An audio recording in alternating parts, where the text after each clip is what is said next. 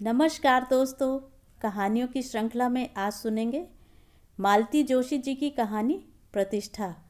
लेकिन उससे पहले मेरा आपसे विनम्र अनुरोध है कि अगर मेरे द्वारा सुनाई हुई कहानियाँ आपको अच्छी लगती हैं तो मेरे चैनल को सब्सक्राइब ज़रूर करें, लाइक करें और अपने दोस्तों और परिचितों में शेयर भी करें। बेल आइकन दबाना बिल्कुल भी ना भूलें। आज सुनिए प्रतिष्ठा। साड़ियों का ढेर जैसे जैसे ऊंचा होता जा रहा था, कम्मों का दिल बैठा जा रहा था। उन कीमती साड़ियों की चकाचौंध से उसकी आंखें पथरा गई थीं। और भैया थे कि उन्हें एक भी साड़ी पसंद नहीं आ रही थी। अम्मा के दिए हुए 200 रुपये उसकी मुट्ठी में पसीज रहे थे, पर उन्हें भैया को सौंपने का उसका साहस नहीं हो रहा था। भैया के उस ओर बैठी भाभी भी शायद इसी संकोच में डूबी हुई थी, इसीलिए अपनी पसंद नापसंद का इजहार करने से कतरा रही थी। अम्मा ने रुपए उन्हीं के सामने तो दिए थे।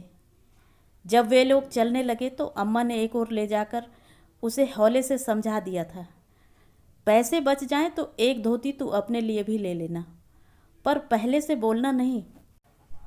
कम्मों ने सोच लिया था कि पैसे बच रहे तो वह अम्मा के लिए भी एक अच्छी सी साड़ी ले लेगी। पता नहीं कब से वे ही पुरानी चली आ रही थीं। भैया की शादी पर 4-6 साधारण सी जुट गई थीं बस। समधियाने से आई हुई कामदार साड़ियाँ तो अम्मा ने चाची को ही पकड़ा दी थीं।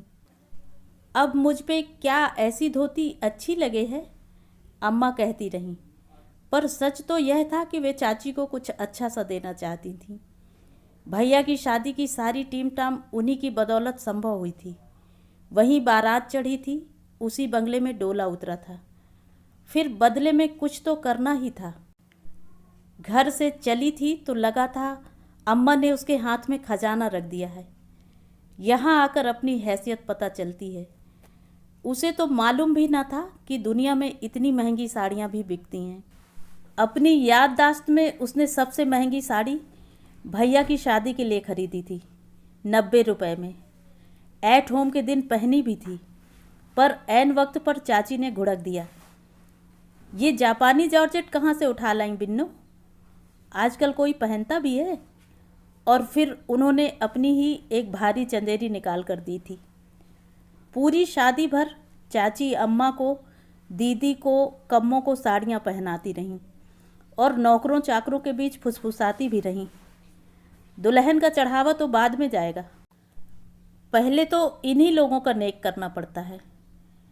उस अपमान की याद से उसे झुरझुरी सी हो आई। आंखें खोलकर देखा, भैया उसी तरह देख परख रहे थे। भाभी चुपचाप सिर झुकाए हाँ हूँ कर रही थी। अचानक उसे एक काल्पनिक सहेली की याद हो आई। भैया आप लोग देखिए, मैं ज़रा सुकेश से मिला हूँ, टेस्ट का पूछ लूँगी। कल कॉलेज नहीं गई थी ना। और रुमाल में बंधे मुड़े तुड़े नोट भैया को पकड़ाकर बाहर चली आई। बाहर आते ही लगा एक बोझ सा सिर से उतर गया है। वह कुछ देर तक पड़ोस की दुकान पर रेशम की लच्छियों का मोल भाव करती रही, साड़ियों के फॉल्स देखती रही। 15-20 मिनट बाद दुकान लौटी तो साड़ी पैक की जा चुकी थी। भैया ने 10 रुपये और बिल उसे थमा दिया। 178 की साड़ी, 12 का ब्लाउज पीस। बिल देखा और उसे खुद ही झेंप हो आई। उसे इस तरह फ़ौरन बिल नहीं देखना चाहिए था। भाभी ने क्या सोचा होगा। लेकिन भैया को भी इस तरह बिल और बचे हुए पैसे लौटाने की क्या ज़रूरत थी। अब भाभी ने पूछा, अब क्या, घर चलो? भैया ने रूखी आवाज़ में जवाब दिया। तब कम्मों को ध्यान आया कि उनका चेहरा तमतमाया हुआ है। इस तरह अचानक मूड उखड़ने का कारण उसकी समझ में नहीं आया। पहले तय हुआ था कि लौटते समय कॉफ़ी हाउस चलेंगे, इसीलिए शायद भाभी ने पूछा भी था। वैसे एकाएक प्रोग्राम बदल जाने का कम्मों को दुख नहीं हुआ। भैया के साथ कॉफ़ी हाउस जाते हुए उसे डर भी लग रहा था। एक आध बार सहेलियों के साथ ज़रूर गई है वहाँ, पर तब तो मन पर कोई टेंशन ही ना रहता था। लेकिन भैया के सामने वह छुरी कांटे से खा भी नहीं सकेगी, ना ही हाथ से खाने का उसे साहस होगा। भाभी के सामने ही झिड़क देते भैया तो और भी किरकिरी हो जाती। तांगे में बैठकर सीधे वे लोग घर ही आ गए। भाभी को ये तांगे वाले बहुत भा गए हैं, बस जब भी बाहर जाएंगी इन्हीं पर। तांगे से उतरकर कम्मो तो सीधे घर आ गई। भैया भाभी सामने शर्मा जी के यहाँ अपने डेरे में चले गए। जब भी कम्मो उन्हें वहाँ जाते देखती है, मन इतना भारी हो जाता है। भाभी के आने का आनंद ही आधा रह जाता है। जब पहली बार उसे मालूम हुआ था कि इन लोगों के लिए शर्मा जी के गेस्ट रूम लिए जा रहे हैं, तो उसे बहुत बुरा लगा था। उसने अम्मा से कहा भी था, यह क्या करने लग जाती हो अम्मा तुम? पता है भैया इतने नाराज़ होंगे।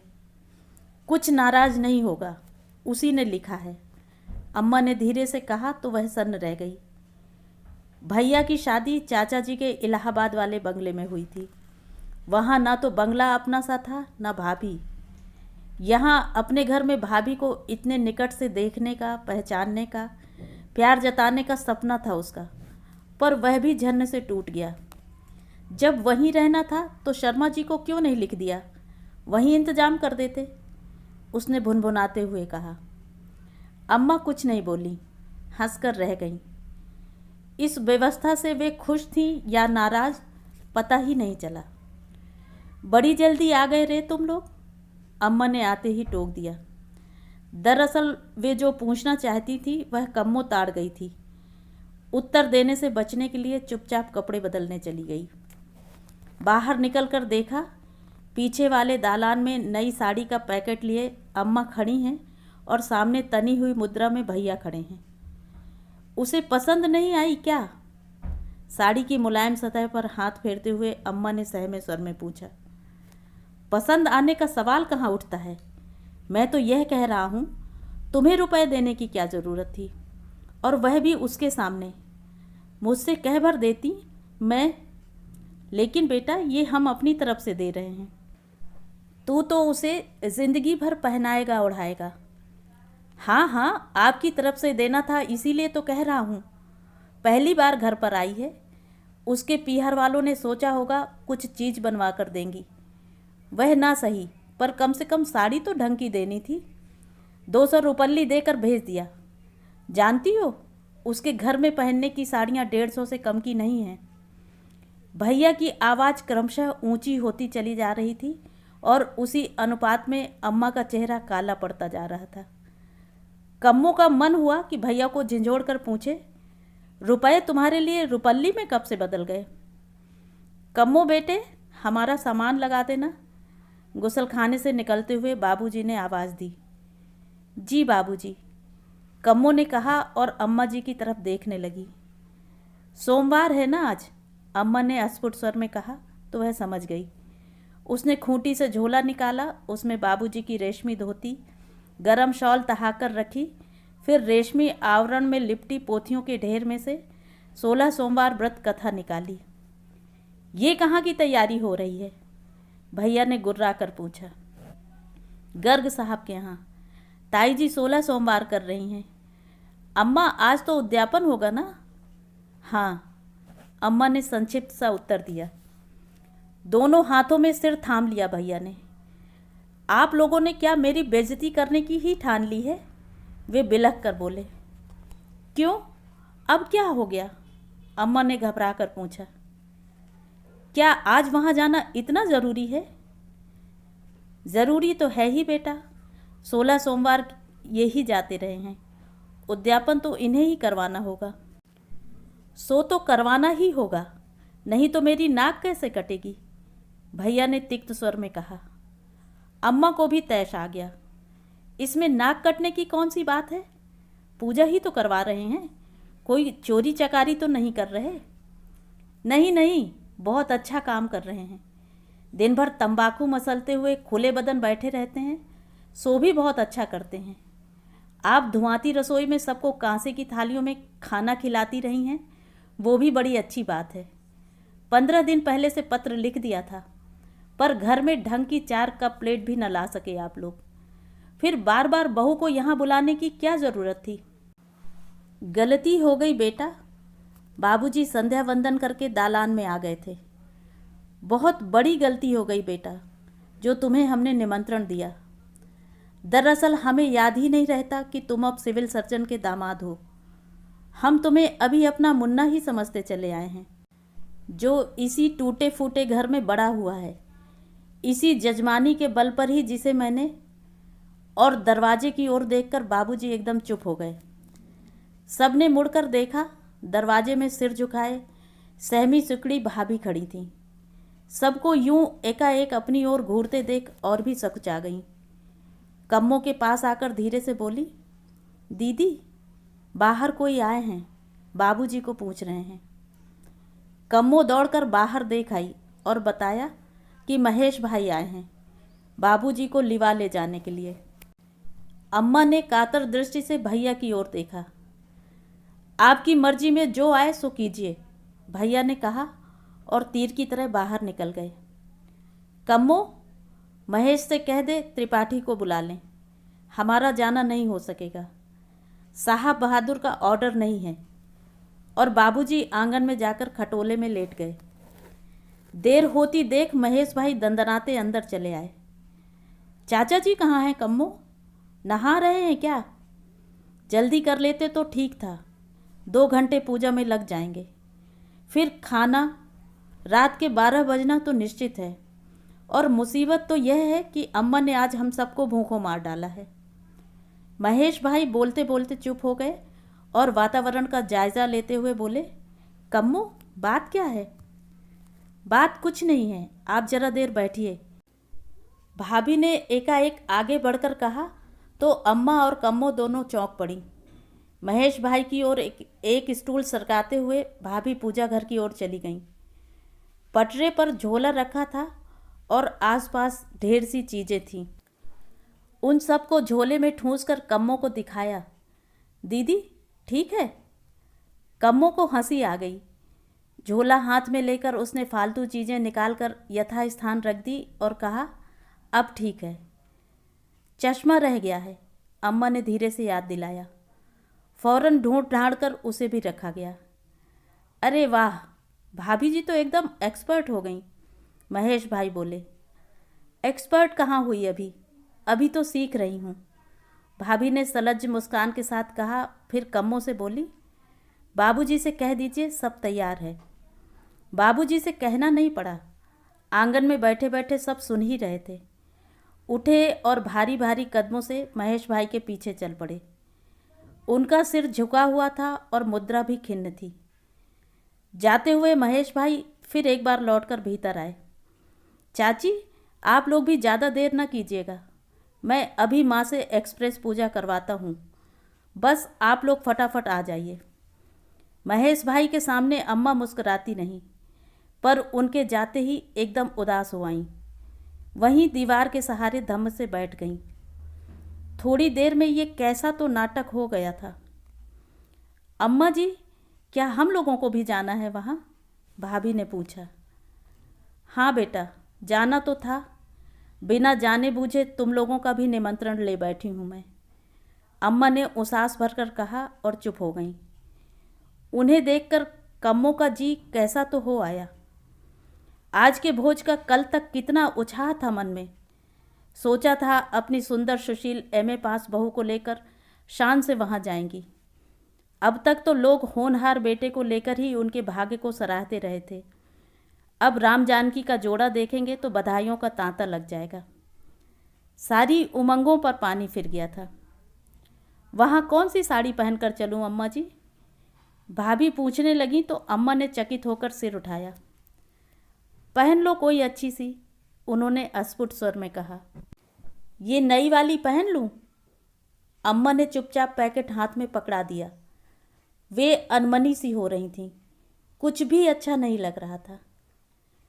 सीधा पल्लू लूँ या यही ठीक रहेगा? भाभी जैसे पीछे पड़ गई थी। देखो बहू, इस बार अम्मा की आवाज़ ज़रा तेज़ थी, पहले अपने साहब से पूछाओ, बाद में हंगामा वो करेगा और पास पड़ोस में फजीहत हमारी होगी। यह कोई तुम्हारा बंगला नहीं है, घर से घर सटा हुआ है। ज़रा ज़रा सी बात पर लोग कान पर भाभी के कानों तक जैसे अम्मा की बात पड़ी ही नहीं। कम्मो को खींचती हुई बोली, चलिए दीदी आज आप हमारी पसंद की साड़ी पहनेंगी, और उसे घसीट कर ही अपने साथ ले गई। शर्मा जी के यहाँ गेस्ट रूम में अंधेरा था, दरवाजे खुले हुए थे। भाभी ने अंदर पहुंचकर स्विच दबाया और कमरा रोशनी से नहा उठा। पलंग पर भैया गुमसुम से लेटे थे। दोनों को देखकर उन्होंने दीवार की ओर मुंह फेर लिया। भाभी ने अपना सूटकेस उठाकर कम्मों के सामने उलट दिया। लगा जैसे फिर से वह चैताली के शोरूम में पहुंच गई है। दीदी, अम्मा जी सोच रही होंगी कि कैसी लालची लड़की है ना? क्यों? एकदम नई साड़ी ही मांग बैठी। पर क्या करूं, नया कपड़ा देखते ही मन फिसल जाता है ना। कम्मो पूछना चाह रही थी कि क्या आपको साड़ी सचमुच पसंद आ गई है, पर अवसर ही ना मिला। भाभी भैया का सूटकेस खोलकर उनके कपड़े निकाल रही थीं।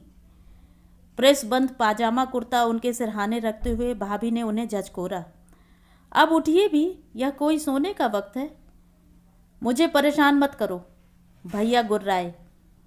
नहीं करूँगी, बस आप जल्दी से हाथ मुंह धोकर तैयार हो जाइए, देर हो रही है। कहाँ जाना है? वहीं जहाँ बाबूजी गए हैं। मैं नहीं जाऊँगा, बस बोर मत करो। और भैया ने चादर मुंह तक ओढ़ने की कोशिश की, पर भाभी ने बीच में ही पकड़ लिया और कहा, वाह, जाएंगे कैसे नहीं? 16 सोमवार का निमंत्रण है। इस तरह नकारा जाता है कहीं? पाप लगता है। भैया एकदम उठकर बैठ गए। वाह, तुम तो एकदम अच्छी खासी पंडिताइन बन गई यहाँ आकर। पाप पुण्य की बात करने लगी। उनके स्वर में व्यंग था। तो पंडिताइन नहीं हूँ? क्या मैं कोई अंग्रेज हूँ? पंडित के घर पैदा हुई, पंडित के घर ब्याही गई, और क्या कहोगे मुझे?